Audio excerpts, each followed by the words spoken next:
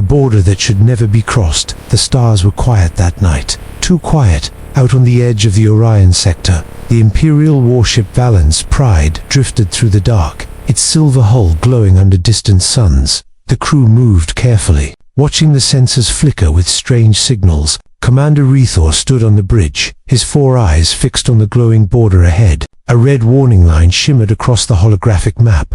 The Terran exclusion zone. No ship, not even Imperial, was allowed to cross it. The humans made this border after the Great War, said his second officer, voice uncertain. They said anyone who steps inside will never return.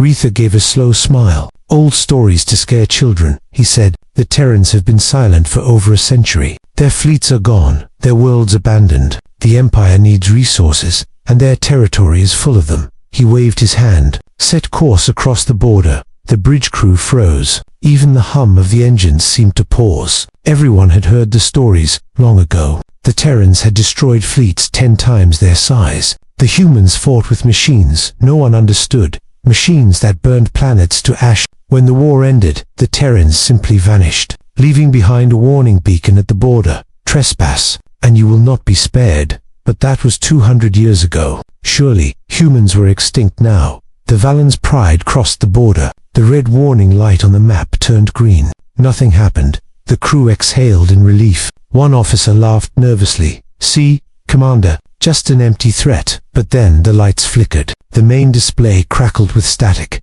A message appeared on the screen. Ancient, human text scrolling slowly. "You were warned." The crew went silent. Every sound in the ship died. The engines stalled. The lights dimmed to red. "Identify the source." Rethor shouted. "Unknown, Commander. It's coming from everywhere." Then, in the darkness of space ahead, something appeared, a massive shadow, larger than any Imperial dreadnought. The hull was black as night, but lines of red light traced across it like veins, forming a strange symbol, an old human insignia, a sword through a circle. "It's impossible," whispered the science officer. "That design, it matches the Terran ship Nemesis, destroyed centuries ago." The giant vessel moved without sound. No visible engines, no signal, only silence. And then, a voice, deep and cold, came through the comms. "You crossed into Terran space. Leave now, or be erased." Rethor straightened, forcing his fear down. "Identify yourself. The Terran race is gone." The voice replied, "You're speaking to their legacy." Suddenly, the Imperial scanners picked up dozens of contacts. One after another, shadows appeared around the Valence Pride. Ships uncloaking, all bearing the same red insignia. "Commander," said the second officer, voice trembling. "They've surrounded us." Rethor looked around. His pride began to fade, replaced by dread. The humans were not gone. They were waiting for someone foolish enough to test their warning. And tonight, the Empire had done exactly that. The ghosts of humanity alarms screamed through the Valence Pride. Red lights flashing across the bridge. The unknown Terran ships held their position, silent and cold, forming a circle around the Imperial vessel. Commander Rethor gritted his teeth. "Shields up. Power the main cannons." The crew obeyed, hands shaking as they rushed to their stations. Energy surged through the ship, humming like an angry beast. "Target the largest one," Rethor ordered. "Let's remind these ghosts who rules the stars now." The Valence Pride fired. Blue plasma bolts streaked through the void and struck the black Terran vessel. The explosion flashed bright, but when the light faded, the enemy ship remained untouched. "Direct hit," shouted the weapons officer, but no damage. Before anyone could react, the Terran ship moved. Not fast, not with engines. It simply shifted, as if the space around it bent. Then a beam of red light flashed once. The Valence Pride shook violently. Panels shattered. Fire burst from the consoles. "Forward, shields gone," cried the tactical officer. "We're losing control." Rethor grabbed the railing, his voice cutting through the chaos. Evasive maneuvers, return fire. But it was useless. The Terran ships didn't move like normal craft. They didn't chase, they simply appeared wherever they wanted, striking from all sides. Every time the Valence Pride fired, the targets vanished before the shots hit. "They're reading our targeting systems," shouted the engineer. "They know our every move before we make it." Rethor's pride cracked. He'd led his crew into a trap built by an enemy long thought dead. He turned to his communication officer. "Send a signal to the fleet. Warn them to stay away." "I can't, Commander," The officer cried, "Something is blocking all frequencies. It's like the whole space around us is sealed." Then, the Terran voice returned, calm, deep, almost human. "You were warned," it said again. "Your empire believed we vanished, but humanity does not vanish. We endure. We wait." The voice echoed through every deck, as if the ship itself spoke. Crew members looked around in fear, some whispering prayers to alien gods. Rethar glared at the COM panel. "You think we'll surrender to an old myth? Never." The Terran ship responded by powering a single weapon. A thin red beam cut through the Valen's Pride's right wing, slicing metal like paper. No explosion, just silence. And then drifting wreckage. "Commander," said the science officer quietly, "they're not killing us." Yet Rethar turned sharply. "What do you mean? They could destroy us instantly, but they're not. It's like they're testing us." The realization chilled the bridge. The humans, or whatever remained of them, were studying their enemy, watching how the Empire reacted under fear. Suddenly, a new signal appeared on the scanner. Another Terran ship, smaller, approached. Its design was older, more human-looking than the others. It stopped just a few kilometers away. Then, an image appeared on the main screen. A human face, pale, calm, wearing a black uniform marked with the Terran insignia. His eyes glowed faintly red. "This is Commander Voss of the Terran Defense Fleet," he said, voice cold as ice. "You have entered restricted space. You have attacked without provocation." Rethar tried to speak boldly, but his voice cracked. "The Empire does not answer to ghosts." Voss stared at him for a long moment, then said softly, "Ghosts? No, Commander. We are the nightmare that remembers you." The screen went dark, and all around, the Terran ships began to charge their weapons. The Valen's Pride stood alone in the dark, trapped, surrounded, and about to face the full wrath of a species everyone believed was gone. The wrath of the forgotten. The bridge of the Valen's Pride trembled, red lights flashing across the walls. Outside, Terran ships formed a perfect circle, silent, patient, deadly. Commander Rethor stood frozen, staring at the dark screen that had shown the human face. That cold voice still echoed in his mind. "We are the nightmare that remembers you, Commander," shouted the tactical officer. "They're locking weapons on us." Evasive maneuvers. Rethor barked. Full power to engines. The massive ship groaned as it tried to move, but then the stars shifted, and the Terran ships vanished. Only the quiet emptiness of space remained. "Did they leave?" whispered the helmsman, hope flickering in his voice. "Don't trust it," Rethor said. "They're playing with us." Before anyone could answer, a piercing light flashed across the view. The Valen's Pride shook again violently, as if hit by an invisible hammer. The rear decks went dark, oxygen alarms blaring. "We've lost deck 12 and 13, shouted the engineer. "Hull breach." Rethor slammed his fist on the console. "Find them. Fire everything we have." Plasma torpedoes burst from the ship's launchers, streaking across the void.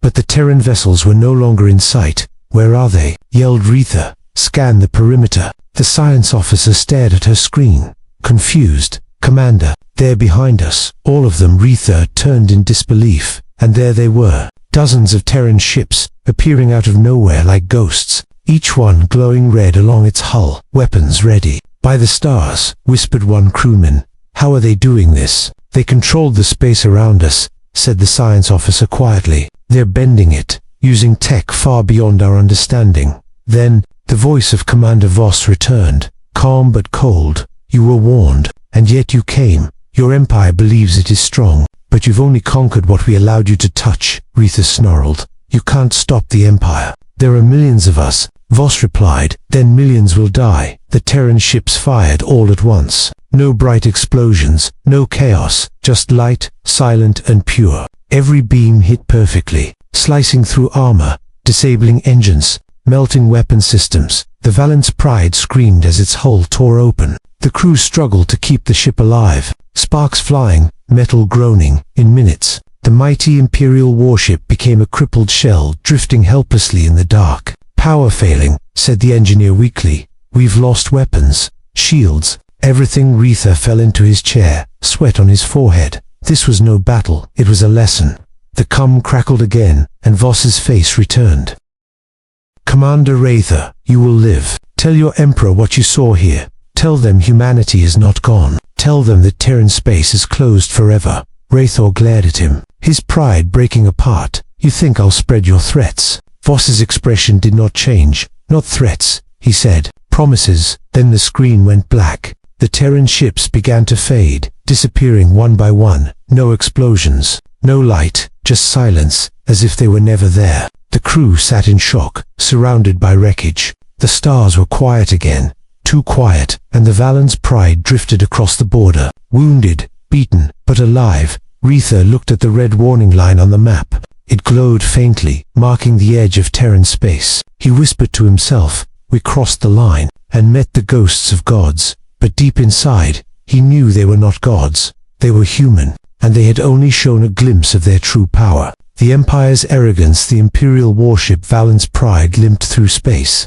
Engines flickering, its one silver hull was blackened and torn. Pieces of armor floating in the void behind it. For the first time in his life, Commander Rather was silent. No orders, no speeches, only the sound of broken machinery and quiet breathing from a frightened crew. They had crossed into Terran space, and somehow, they had lived to tell about it. After 3 days, the Valen's pride reached the nearest Imperial outpost. Rescue ships surrounded them, shocked at the damage. By the stars, one officer whispered over comms, what kind of enemy could do this? When Retha stepped off his ship, every officer saluted, but their eyes were filled with confusion and fear. No one had ever seen an Imperial dreadnought reduced to wreckage by an unknown enemy. Soon Retha was called to the Imperial High Command on Sereth Prime, a world of marble towers and golden skies, the capital of the Empire. He stood before the Grand Council, rows of alien leaders dressed in shimmering robes, their cold eyes watching him.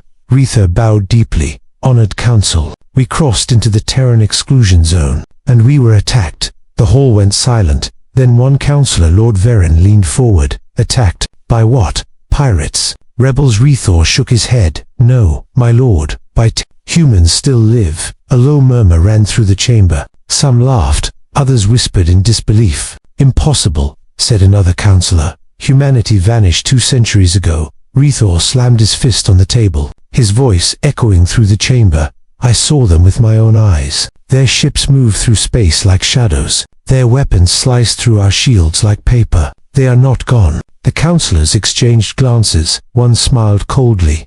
Commander, perhaps the damage to your ship also damaged your mind. Rethar's jaw tightened. They spared us. To send a message, they told me to warn you. They said Terran space is closed forever. Laughter filled the hall, cruel and dismissive. Lord Veren waved his hand. A ghost story. Commander, the Empire fears no extinct species, but they are not extinct. Retha shouted, if you send more ships, they will not return. Enough, said the Emperor's voice, calm but sharp. From behind a curtain of light, the Emperor appeared, tall, thin, wearing armor made of crystal and steel. His golden eyes stared down at Retha. You speak of fear, Commander. Fears for the weak. The Empire was built by crushing ghosts and gods alike. Retha bowed his head, but his voice trembled. With respect, Your Majesty, the Terrans are not gods, but they are beyond anything we've ever faced. The Emperor stepped closer. You will be silent, he said. We will send a fleet, 20 ships to confirm your story.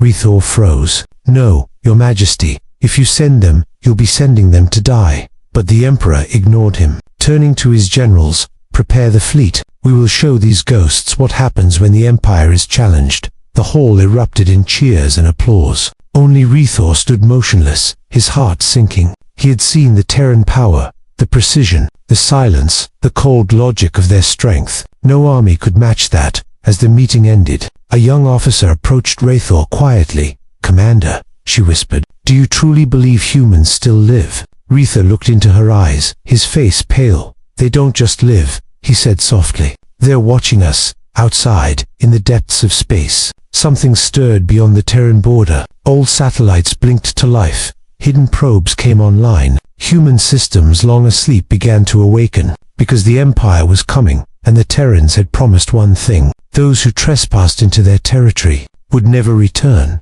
The day the galaxy remembered humanity, the Imperial fleet moved like a storm. 20 massive warships cutting through the darkness of space. Each ship was armed with the Empire's deadliest weapons. Missiles that could shatter moons, beams that could melt planets. At the center of the formation was the flagship Eternal Blade, its silver armor shining under distant stars. The Emperor himself watched from his throne room aboard the ship, surrounded by generals and advisors. This will be quick, he said proudly. We will cross the Terran border, destroy whatever hides there, and erase this myth forever, but far away. Deep inside Terran space, silent eyes were already watching. Old satellites began transmitting data. Ancient defense systems whispered in forgotten codes. And far below the cold moons, hidden inside black stations, the Terran defense fleet came alive. Commander Voss stood on the bridge of the Nemesis, his eyes fixed on the holographic display showing the approaching enemy. They're coming, his officer said quietly.